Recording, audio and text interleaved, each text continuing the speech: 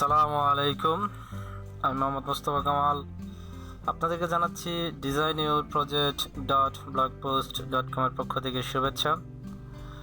আজকে আমরা ফটোশপ এর মাল্টি স্ট্রোক সম্পর্কে আলোচনা করব, অর্থাৎ একাধিক স্ট্রোক কিভাবে ব্যবহার করা যায়। তো আমি টিউটোরিয়াল শুরু করার আগে আপনাদেরকে বলতেছি, আপনারা চাইলে আমার এই ফেসবুক গ্রুপে জয়েন করতে পারেন। আমার ফেসবুক গ্রুপের নাম হচ্ছে design your photo and creativity. আপনারা এখান থেকে চাইলে ফটোশপ সিসি যাদের লাগবে তারা ডাউনলোড করে নিতে পারেন, আর ফটোশপ CS6ও ডাউনলোড করে নিতে পারেন। এটার ক্র্যাক ভার্সনটা আমার কাছে আছে, আপনারা চাইলে আমি এটার ক্র্যাক ভার্সন দিয়ে দেব। আর তো আমার টিউটোরিয়াল বুঝতে সমস্যা হলে অবশ্যই আপনারা ইউটিউব ভিডিও লিঙ্কের নিচে কমেন্ট করবেন। আমি চেষ্টা করব আপনাদের সমস্যার সমাধান দিতে। আর আপনারা চাইলে আমার ইউটিউব চ্যানেলটি সাবস্ক্রাইব করে রাখতে পারেন। পরবর্তীতে যখন আমি নতুন কোনো ভিডিও টিউটোরিয়াল আপলোড করব তা আপনারা খুব সহজে পেয়ে যাবেন। আর কোনো কথা বাড়াবো না, কেননা কথা বাড়ালে লাভ হবে কি। আমরা চলুন টিউটোরিয়ালই শুরু করি। তা আমি যাব আমার ফটোশপে। দেখুন, এটা আমি মাল্টি স্ট্রোক ইউজ করেছি। মূলত ফটোশপে একাধিক মাল্টি স্ট্রোক দেওয়া যায় না, অর্থাৎ একাধিক স্ট্রোক সহজে ইউজ করা যায় না যদি আপনি মেথড না জানেন। এমনি সাধারণত একটা স্ট্রোক বা দুটো স্ট্রোক আপনি একটা স্ট্রোক ইউজ করতে পারবেন। তো মূলত আমি যদি দেখাই, এটা ছিল আমার এটা আমি একটা মাত্র স্ট্রোক ইউজ করতে পারতেছি। আমি যদি এখানে চাই একাধিক স্ট্রোক ইউজ করবো, আমি যদি স্ট্রোকে যাই, দেখুন আমি যদি স্ট্রোকে যাই, এখানে যদি আমি চাই যে আরেকটা স্ট্রোক দেবো, তাই কিন্তু হচ্ছে না। যেটা এই স্ট্রোকের কালারটা পরিবর্তন হয়ে যাচ্ছে।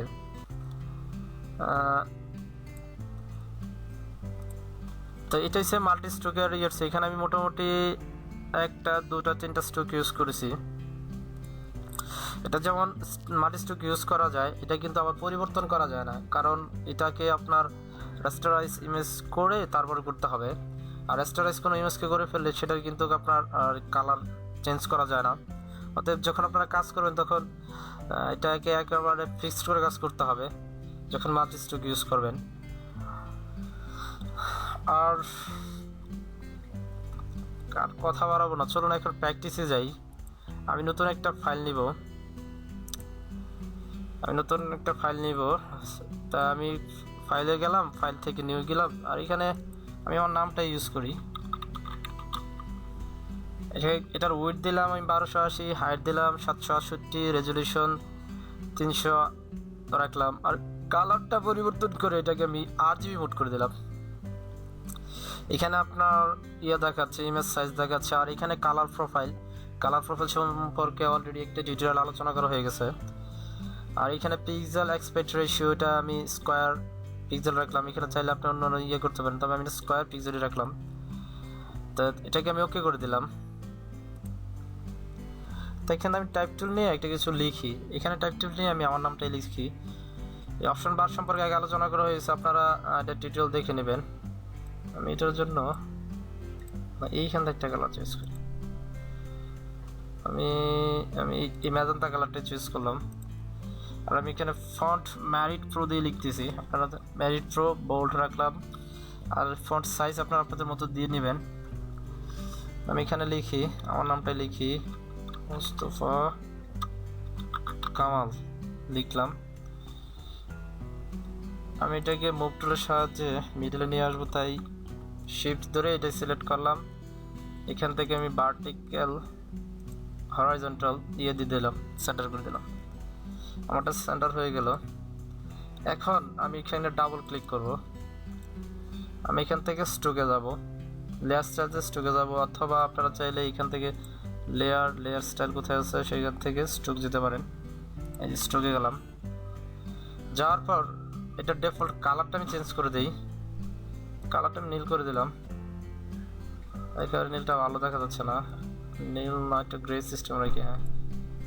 হ্যাঁ গ্রে সিস্টেম রাখলাম, এটা ভালো লাগতেছে। এটার সাইজ রাখলাম আমি 7 নিলাম সাইজ। আর এটার পজিশন আউটসাইড দিলাম, আপনার দিয়ে দেখবেন সেন্টার দিতে পারেন, তারপর আউটসাইড, ইনসাইড। আমি এটাকে আউটসাইডে দিলাম। এখানে আপনি এটাকে অনেক সিস্টেম করতে পারেন, ওভারলে দিতে পারেন, তারপর মাল্টিপ্লাই দিতে পারেন।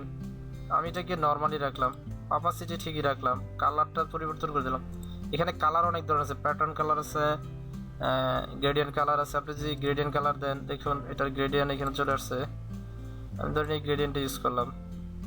আমরা স্ট্রোক অনেক সময় গ্রেডিয়েন্ট দেখি না, অথবা আপনি চাইলে আপনার মন মতো গ্রেডিয়েন্ট দিতে পারেন। ধরুন আমি যদি এটার কালারটা চেঞ্জ করে নীল, আর এইটার কালারটা চেঞ্জ করে ডার্ক নীল দেই, দেখুন এটার একটা গ্রেডিয়েন্ট চলে আসছে, দিলাম। এটা গ্রেডিয়েন্টই রাখলাম, আপনার আপনার মতো কালার চেঞ্জ করে নেবেন। এটাকে আমি এদিক থেকে রেডিয়ালও করে দিতে পারি, আমি আমার মতো ডায়মন্ড করতে পারি। এটার অ্যাঙ্গেলগুলো আমি চেঞ্জ করে দিতে পারি, দেখুন অ্যাঙ্গেল চেঞ্জ হচ্ছে। তো এটা রেখে আমি ওকে করে দিলাম। এখন একটা সমস্যা হচ্ছে, এখানে কিন্তু আমি দ্বিতীয়বার স্ট্রোক দিতে পারতেছি না। দ্বিতীয়বার স্ট্রোক দিতে গেলে আমাকে যা করতে হবে, এটাকে আপনার দুটো করা যায়। একটি হচ্ছে রেস্ট্রাইক লেয়ার করে ফেলতে হবে, যেখানে আছে রেস্টারাইজ লেয়ার স্টাইল করতে পারেন, রেস্টারাইজ লেয়ার স্টাইল হয়ে গেল। অথবা এটার যা কটা পদ্ধতি আমি দেখাচ্ছি, এটাকে আপনি এটার উপরে একটা লেয়ার নিতে পারেন, নিয়ে কন্ট্রোল ধরে এটাকে সিলেক্ট করে লেয়ার থেকে এই যে লেয়ার মার্জ করে দিতে পারেন, এটাও হয়ে গেল। আপনি এটা এভাবে করতে পারেন। অথবা এটা সিলেক্ট করে এটাকে রেস্ট্রিক্ট লেয়ার করে দিতে পারেন। রেস্ট্রিক্ট লেয়ার করে স্ট্রোক কিন্তু রয়ে গেছে, আপনার স্ট্রোক কিন্তু পরিবর্তন হয় নাই। তো এখানে কাজ করতে পারবেন না, আবারও বলি। তখন আপনাকে যদি আবার স্ট্রোক দিতে দেন, স্ট্রোক যদি ধরি আমি এই গ্রেডিয়েন্টটা দেবো, কিন্তু এই আগের স্ট্রোকটা চলে আসছে, তার স্ট্রোকটা পরিবর্তন হয়ে গেছে, অর্থাৎ আমার নতুন স্ট্রোক আসে নাই, একাধিক স্ট্রোকের দরকার আসে নাই। এটা আমি ক্যান্সেল করে দিলাম। তো এটাকে এটা সিলেক্ট করে কন্ট্রোল ই, সংক্ষেপে কিবোর্ড থেকে কন্ট্রোল ই, এটা আপনার মার্চ হয়ে গেছে। এখন চাইলে আমি একাধিক লেয়ার দিতে পারি, ডাবল ক্লিক করুন।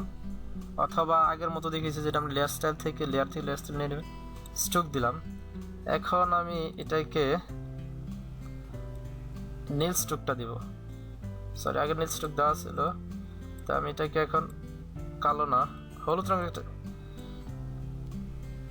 এই স্ট্রোকটা দিলাম। এটা সাইজটা আমি একটু বাড়িয়ে দিই, হ্যাঁ বাড়িয়ে দিলাম, দিয়ে ওকে করে দিলাম।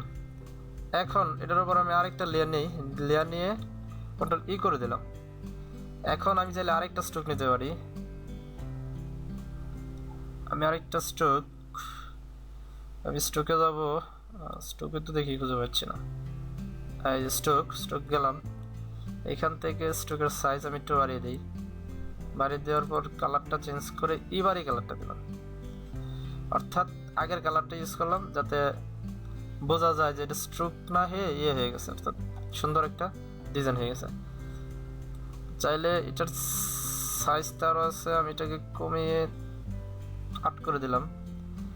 তারপর এগুলো আমি একটু পরিবর্তন করে ইনসাইড করে দিলাম, ইনসাইড না করে সেন্টার করে দেখি কেমন দেখা যায়। হ্যাঁ এটা ভালো লাগতেছে, এটা করে দিলাম। এটাকে আমি আবার আগের মতোই একটা লেয়ার নিলাম এর উপরে, এবং কন্ট্রোল ধরে সিলেক্ট করলাম, সিলেক্ট করার পর কন্ট্রোল ই দিলাম, এটা মার্জ হয়ে গেল। এখন চাইলে আমি আরেকটা নিতে পারি, স্ট্রোক নিতে পারি।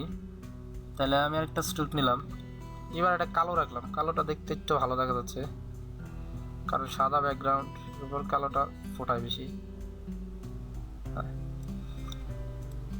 দেখুন খুব সুন্দর একটা হয়ে গেল। এখন আগেই বলেছি যে এটা কিন্তু আপনি চাইলে পরিবর্তন করতে পারবেন না, কারণ এটাকে রেস্টারাইজ করে নিতে হয়, রেস্টারাইজ বা মার্জ করে নিতে হয়।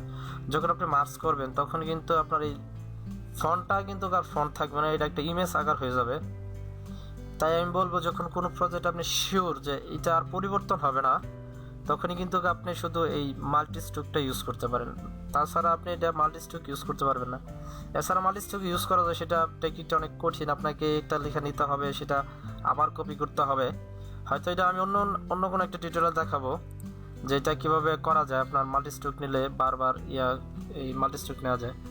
সেটার জন্য অন্য একটা টিউটোরিয়াল লাগবে এবং লং হয়ে যাবে, কারণ হচ্ছে এই যে আমার যে দেখতেছেন ইমেজটা, এটাকে আমার বারবার পরিবর্তন করতে হবে। যদি আমি আপনাকে দেখাই যে এটা এখানে ছিল, তো আমি যদি এটাতে দেখাই, এটার একটা কপি নিতে হবে আমাকে, কপি নিলাম।